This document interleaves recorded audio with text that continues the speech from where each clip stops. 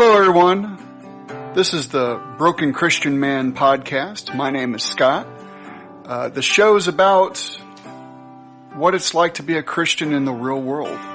Topics that we may or may not agree on, but we still need to talk about them to find a path forward and to better understanding each other so that we can live more Christian lives.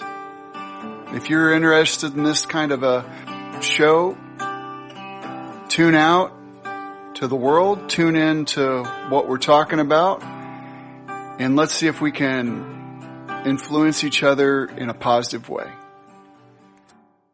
Hey everybody, welcome to the show.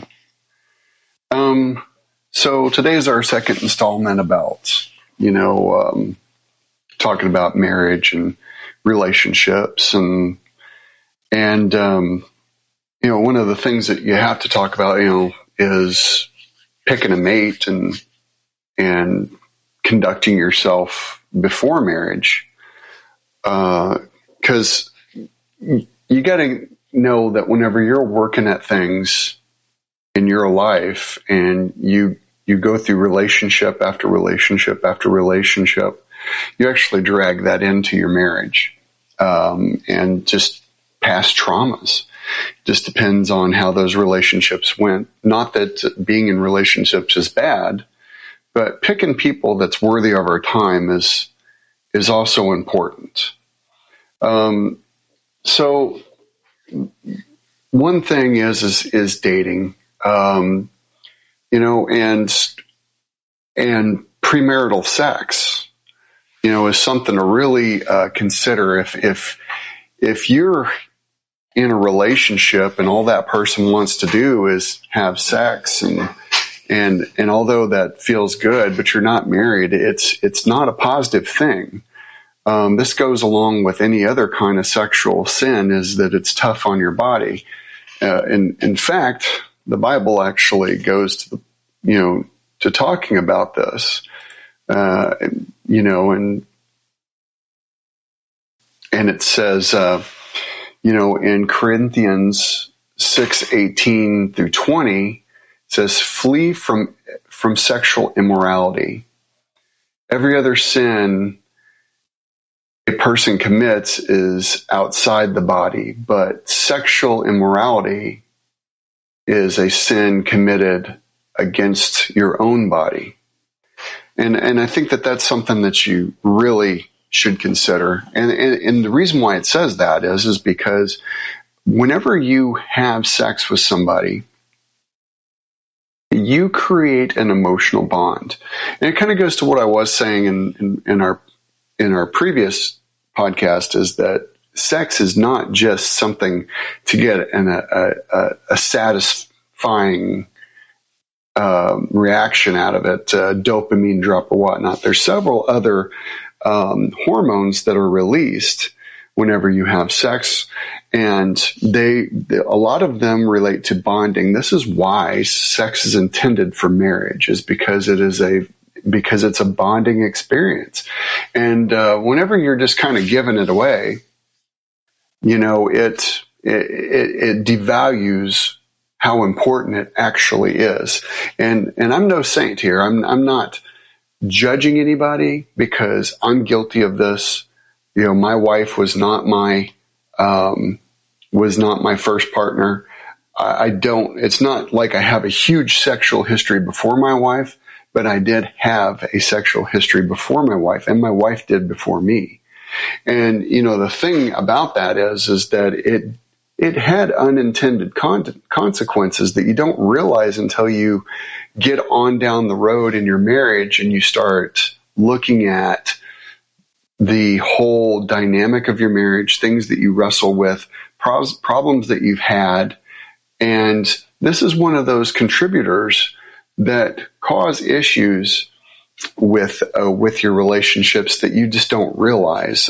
For one is that whenever you're having sex with different people, the person that you fall in love with, you could compare them to those other experiences. You may love your partner to death on a total friendship level, and then you go into that physical level, And, and maybe they don't do these certain things that the one person used to do that really turned you on. Or they don't, for instance, let's just say they don't kiss as good, or they maybe are not as good in bed as one of your previous partners. And there's a comparison there.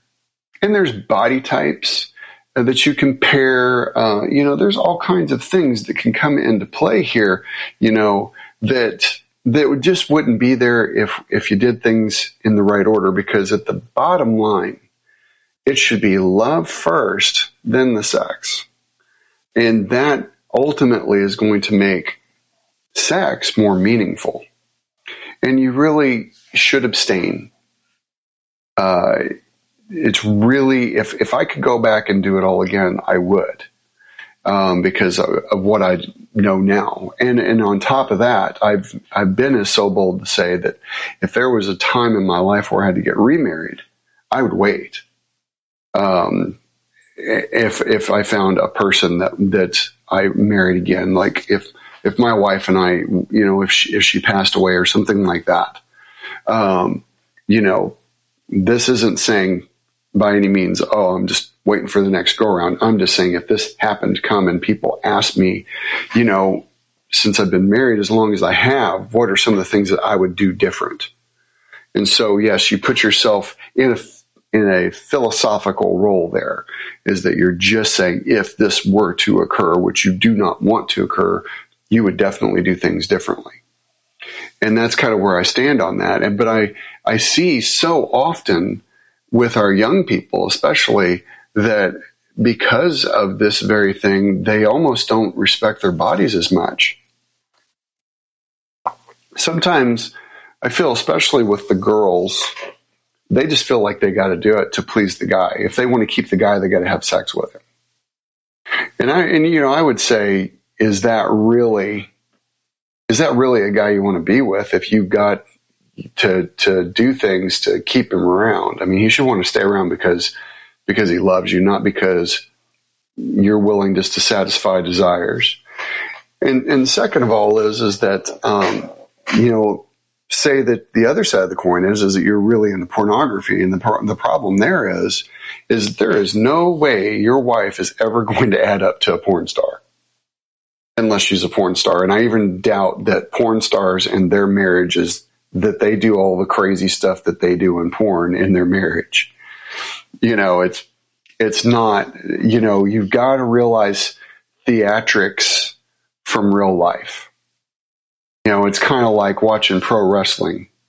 For when I was a kid, they would swore up and down it was real, even though you kind of knew it had to be fake because there's just no way physics could even add up to that dude not being dead after what was going on, or him getting up night after night and doing that. And so, of course, later on in life, it comes out it is fake, and it's theatrics. And then as a martial artist, when I started studying martial arts and watching movies, I realized that movie martial arts is nowhere near what real fighting is. Movie martial arts are made to everything to look theatrical and make the lead actor look good. But it's not actual, technical fighting that's going to work, in the street or in self-defense. So you have to take these things in mind. And it also, we're leading down that route of theatrics. We have to also realize that social media is just as big of a culprit.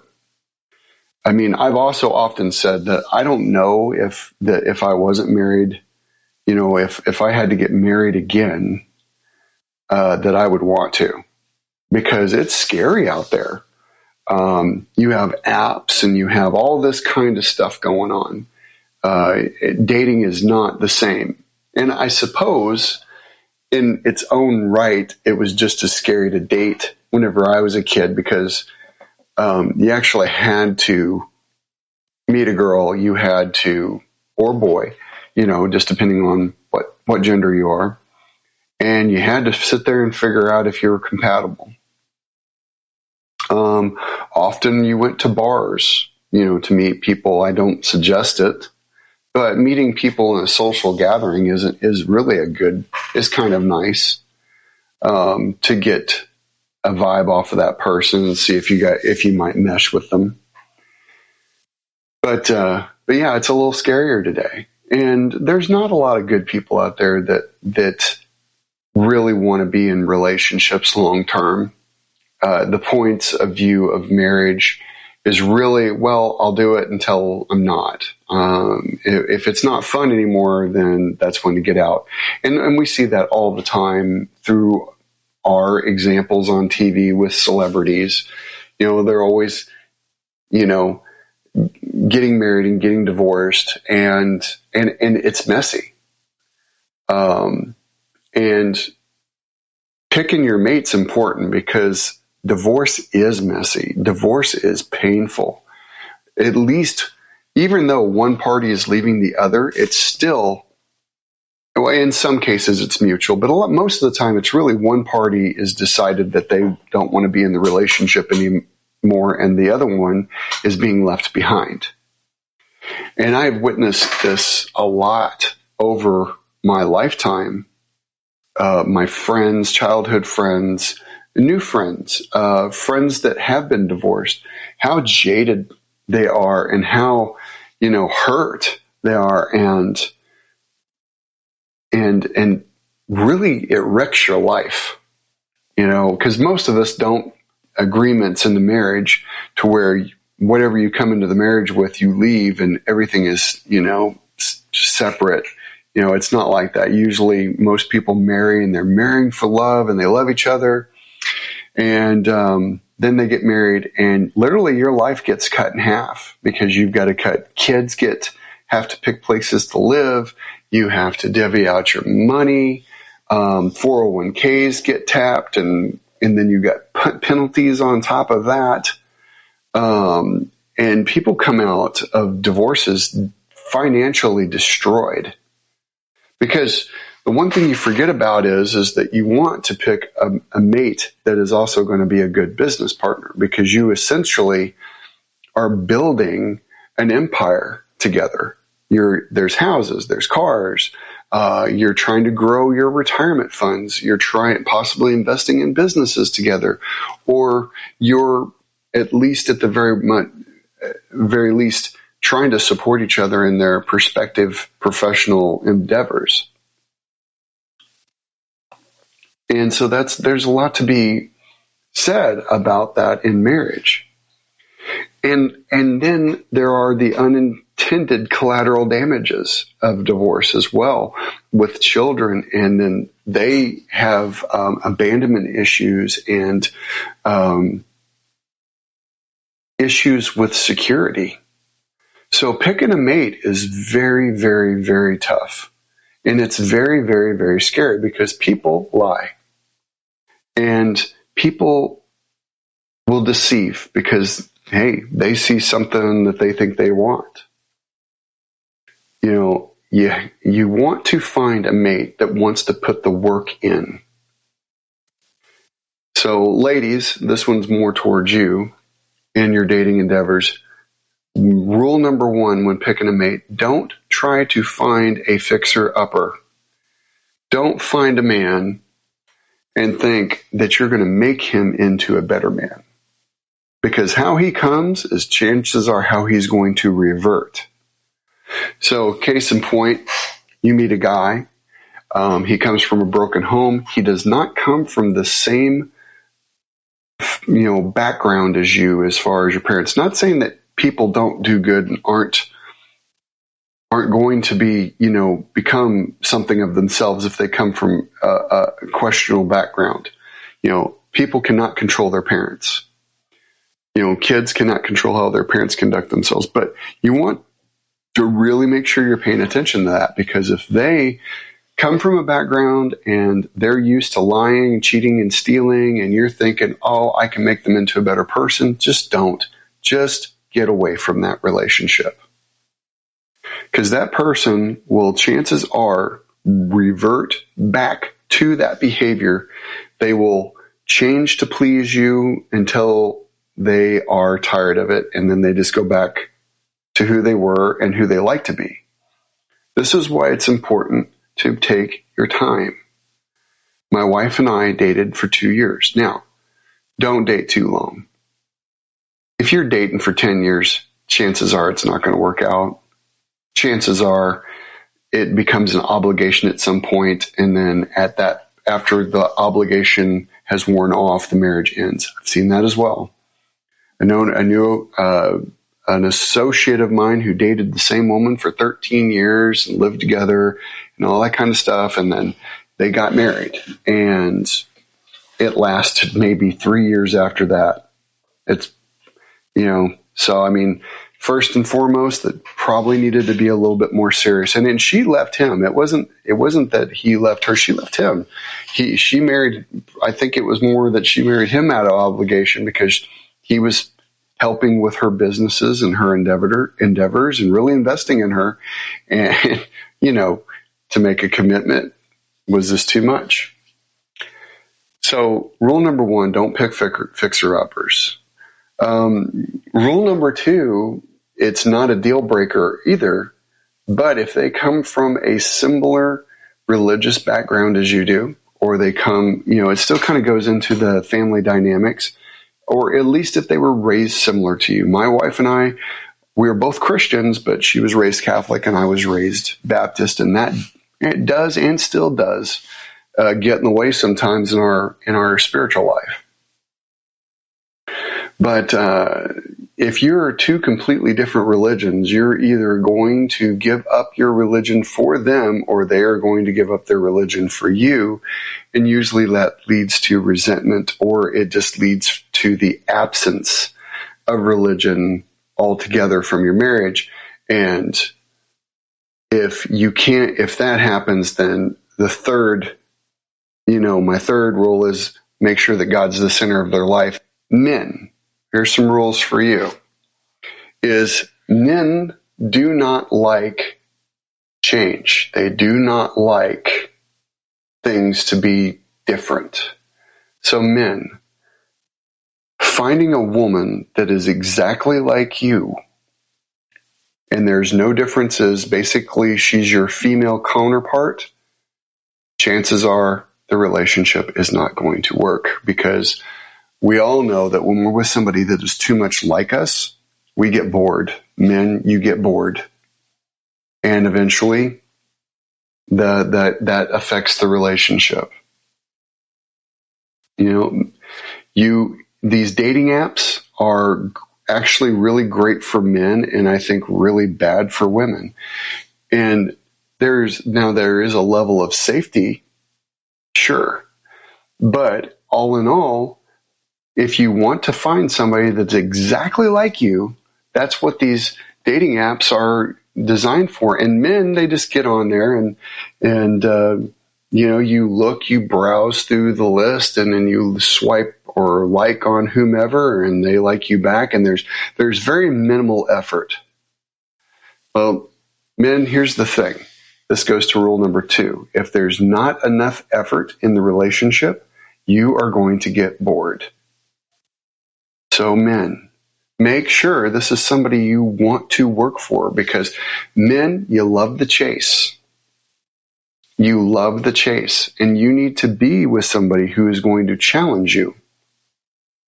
All right. So this doesn't always mean the chase of she's just treating you bad. This means that this is somebody who's comparable, who's going to call you on your crap, because Lord knows we need it.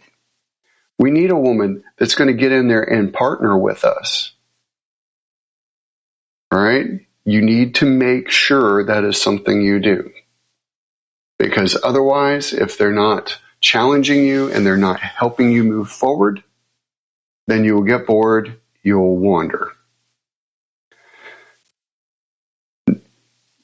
Tip number 3, men, is you also want to make sure that you cut the other crap out. Men are commitment nightmares in a lot of cases.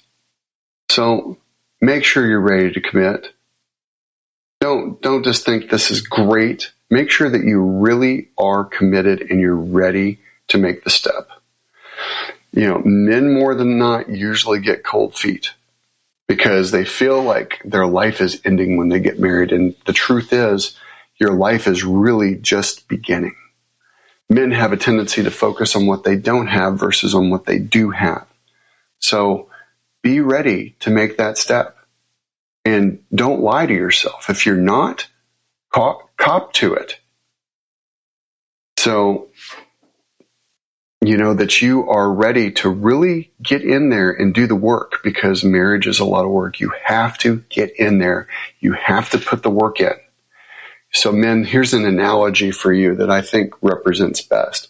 Most men are fascinated with fire. They're fascinated with knives. They're fascinated with martial military applications. So when you're forging a knife, if you're going to make a good knife that's going to handle, you have to do it right.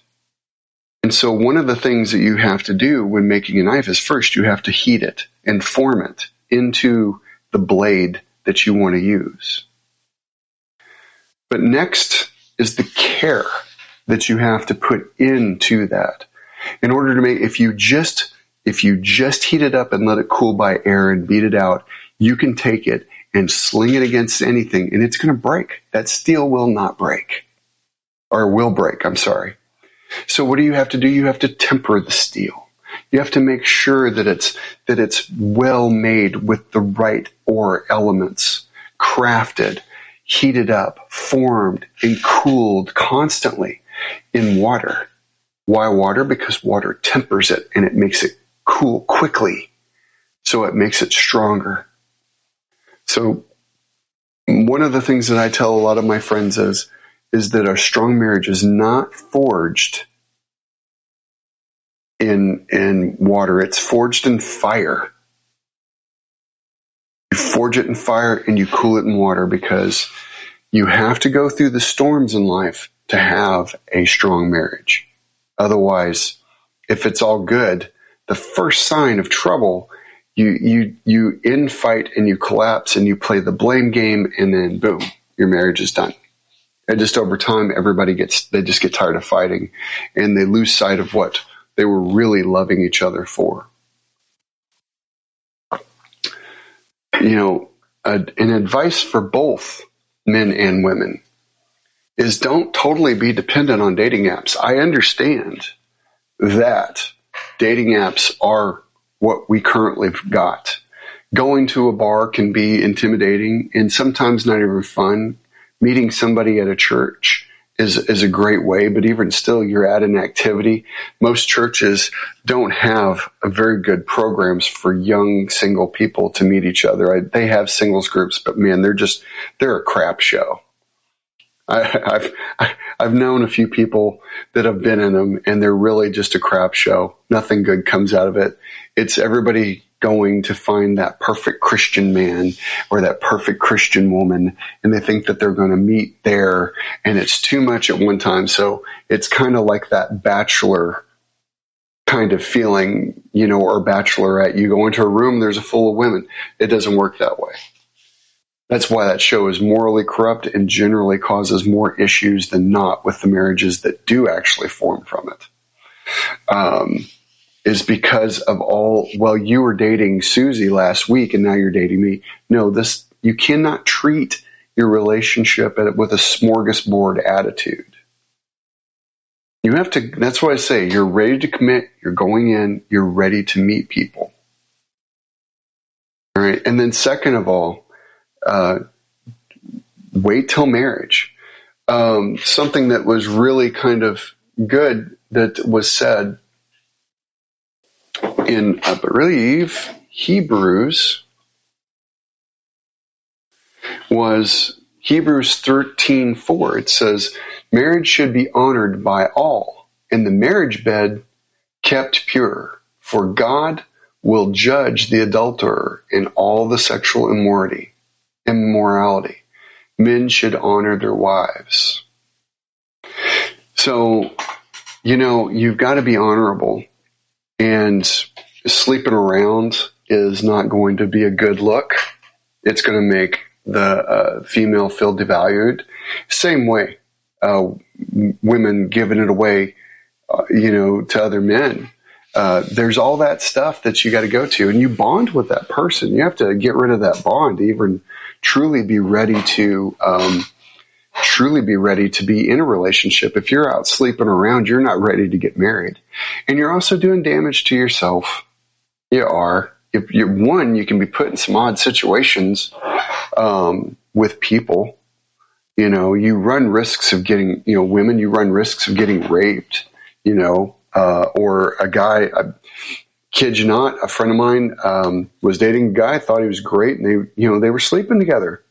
And so like he just basically groomed her, and so she ends up out and about with him, and they go to meet up with what she thought was going to be a friend of his and his friend's girlfriend, I guess. But she shows up, and they played it off like the girl didn't show up. Well, all of a sudden she starts feeling funny, and she'd been drugged, and she was being prepared to be raped by another man with his consent. And so there again, she put herself in that situation. He put her there too. I'm not blaming her, but I'm just saying that the situation all around, you put yourself in odd situations whenever you're giving in that way, making sure that things are on the up and up and gradually moving towards things. They'd only been together for less than 3 months, and they were already sleeping together and carrying on, in that fashion. He wasn't a good guy. And then what if you get pregnant by that guy? That sucks. We don't talk about it very much because we think of abortion. Oh, we can just get rid of it. But all of it takes an emotional toll. Even abortion takes its own emotional toll. And we have to be careful, guys. You think, oh, that can never happen to me. What about a girl leading you into a questionable situation, and all of a sudden you are missing a kidney? Not to try to make it too funny, but yeah, what if, you're being led astray? All of these kinds of things, relationship scamming is such a common thing now, online and in person. You never think it's going to happen to you, and yet you're opening the door. It's best to really pay attention on just for your personal safety. Nobody deserves to have to go through a hardship with their body, in a betrayal from somebody that they trust. You have to, really pay attention to the world today, because there's a lot of bad people out there. So it's good to take your time. Don't sleep around, because you're vulnerable. Whether you like it or not, whenever you're sleeping with somebody, you're vulnerable. And they may not be a good person. They may have just lulled you into it, told you all the right things, told you a stack of lies, and then they get married to you. Then sometimes they get you to marry them, and then bam, they just are getting it to try to steal your finances. They want to. They're just using you for some reason or another financially. You just don't know. So it's so good to be mindful with these apps, and be mindful with who you're around, and really vet people out. And then most of all, with premarital sex, coming back to that, is just dealing with a venereal disease is no fun. And although a lot are curable, or at least manageable, it's still a hardship in your life. And some are not curable, and some are deadly. And it's embarrassing, and to have to share that stuff with people. I know that I wouldn't. That would be private, and then you get with a person and you want to be in a relationship with them, and you got to share that with them. I'm sure it's uncomfortable, and you don't know what the outcome is going to be really until it's out there. So why just nip it in the butt right out the gate, so that it's not an issue? But I hope that you all get something from this. Just hear me. This isn't me judging or condemning anybody. These are things that I've learned over the years and of being married and really thinking about it, really prayerfully thinking about my marriage and then getting asked questions by young couples and single friends, so take care of yourself. Be mindful and respectful of yourself, and only hold out for the best. Don't just take what you can get. Hold out for the best. It's there. It may take time, but it's definitely better than just dealing and maintaining. That's just an existence that's no fun. Anyway, I hope you all have a great week. I'm pretty sure Valentine's Day is going to cross by the time of our next episode. So I hope you all have a great and romantic and fruitful Valentine's Day. Love you all. Bye. Well, that's all we have for today. If you could, please like and subscribe to the podcast. And while you're there, please give us a rating. Also, please check us out on Instagram under Broken Christian Man and also under Twitter under Broken_CM. Thank you.